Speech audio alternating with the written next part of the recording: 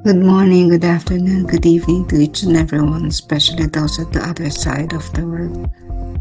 There is no time and space between us, there is only this present moment, and we are one. Let's read and reflect on diary entry number 1182. Today, the Lord said to me, "My daughter, my pleasure and delight. Nothing will stop me from granting you graces. Your misery does not hinder my mercy.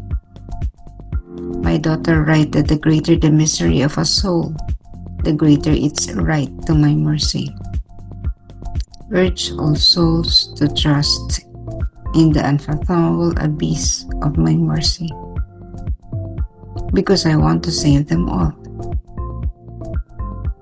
On the cross, the fountain of my mercy was opened wide by the lance for all souls. No one have I excluded." Ngayon ay sinabi sa akin ng Panginoon, "Anak ko, aking kasiyahan at kaluguran. Walang makapipigil sa akin sa pagbibigay sa iyo ng mga biyaya. Ang iyong paghihirap ay hindi humahadlang sa aking awa. Anak ko, isulat mo na kung mas malaki ang paghihirap ng isang kaluluwa, mas malaki ang karapatan nito sa aking awa. Hikayatin ang lahat ng kaluluwa na magtiwala sa hindi maarok na kailaliman ng aking awa, dahil gusto kong iligtas silang lahat. Sa krus, ang bukal ng aking awa ay maluwag na binuksan ng sibat para sa lahat ng kaluluwa. Walang sino man ang aking ibinukod o itinanggi."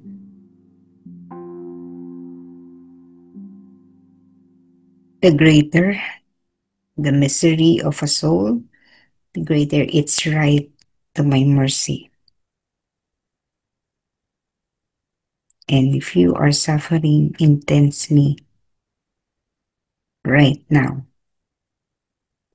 then you have one of the greatest mercy or graces coming from the Lord. The greater the misery, the greater its right to my mercy. Dapat lang po. Kasi sa isang trabaho, halimbawa, mas risky yung isang trabaho mo, mas malaki yung sahod. Halimbawa, the other day, no? Nabasa ko lang naman to sa Facebook, no? Nakita ko lang. Doon sa Japan, nung nag-earthquake, yung isang lugar nila where the nuclear plant is located, nayanig, no?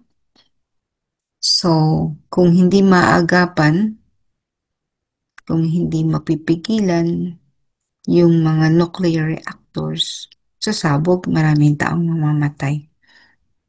Kung kaya mga scientists, engineers, workers, ilang mga tao na nag-pledge ng kanilang sarili para pumasok doon sa mismong pugad ng nuclear reactor, no?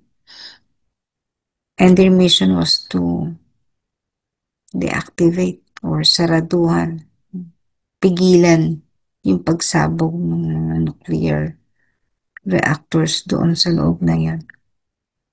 Nagtagal yun, hindi kasi naman madali.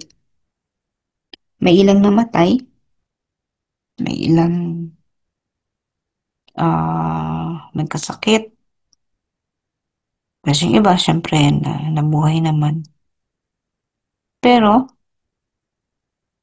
unsung heroes itong mga to, no, na pinili yung ganun.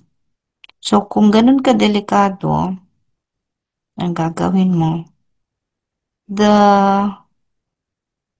pay for them is also high, siyempre, no? Kasi nagsasakripisyo ito. Although, itong mga tao na 'to hindi naman nila pinili na isakripisyo talaga para sa pera 'no or dun sa benefit of doing it. Pero pinili nila kasi wala namang ibang gagawa dahil sila yung nakakaalam. So, wala silang choice. Pero kahit wala silang choice, pinili nila na gawin ang bagay na yun. So, at the risk of their own lives. Ito yung example, no? The greater the misery of a soul, the greater its right to my mercy. So, they were rewarded more than ordinary people. So, kung mas malaking magiging sacrifice, mas malaki yung katumbas niyan sa ibabaw man ng mundo o sa kabila. So, etong mini-mention dito is the greater its right to my mercy. Siyempre sa kabila, the Lord is referring to the graces that the Lord will bestow on the person who is suffering the most. That's why those who have offered their lives for the Lord, tinalikuran ng lahat, kinalimutan ang mga bagay, mas malaki ang naghihintay na biyaya sa kanila. Mahirap talikuran ang pamilya para lamang maglingkod sa Panginoon. Mahirap isakripisyo yung isang marangyang buhay para sumunod sa Panginoon kasi kailangan mong talikuran yun. Mahirap na yun mismong pagsunod sa Panginoon, napakahirap no. Kasi nga, di ba sabi, deny yourself, take up your cross, follow me. Hirap nun. Kaya nga kukunti lang yung pumipili nun kasi napakahirap nun. Siyempre, pipiliin ng isang tao yung maalwan, magaan, komportable. Pero, while they would be enjoying their life here on earth, siyempre, mas matindi yung grasyang ibibigay ng Panginoon doon sa hindi pinili yung komportableng buhay na yun sa lupa. Pinili ay ang mahirap na daan, pasan-pasan ng mga sari-sariling mga krus papunta sa Panginoon. Ang pagpasa ng ating krus ay nangangahulugan din ng pagdaan sa lubak-lubak ng daan, paliko-liko, matatapilok ka, maraming lubak-lubak, no? Mahirap duman doon. Physically, no, kung may sasakyan ka, hindi ka papasok. That's why, hindi na lang papasok. Kasi, ganun nga yung kalagayan ng kalsada. Pero ang lakas ng loob, mag-aalay ng sarili, susuong sa ganong panganib at uncomfortable life, yun yung may naghihintay na biyaya sa langit. Favoritism, no. Hindi yan, hindi dahil paborito sila ng Panginoon, kundi dahil sa pag-aalay na ginagawa nila para sa Panginoon. Siyempre, sila yung mas may higit na karapatan sa mga biyaya ng Panginoon. Ibang usapin pa yung isa, no? Yung the greater the sinner, the greater the right, ng pangalawa yun. Pero, in this case, yung mga nagsasakripisyo, may naghihintay yan na malaking biyaya dun sa langit. So, all the saints, after all their sacrifices here on earth, kaya sila naging banal. Hindi sila naging banal for nothing. You will never hear a saint who did not undergo difficulties in life. Yung bang nabuhay na marangya. Ang mga, ang mga santong to, bagamat nabuhay ng marangya, pero kinalimutan yun, tinalikuran yun para sumunod sa Panginoon. Yun yung mga nakita natin, no? Sa lahat ng mga saints, aralin nating buhay nila.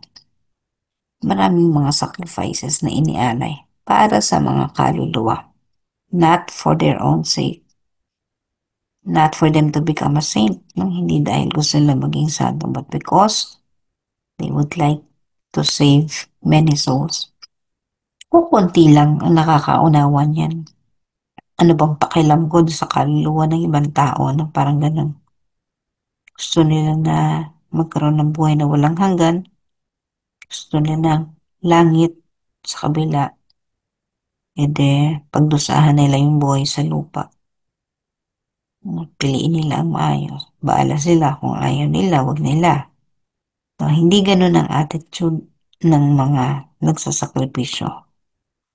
They continue to offer their life. They continue to bear all the pains, all the difficulties in following Jesus.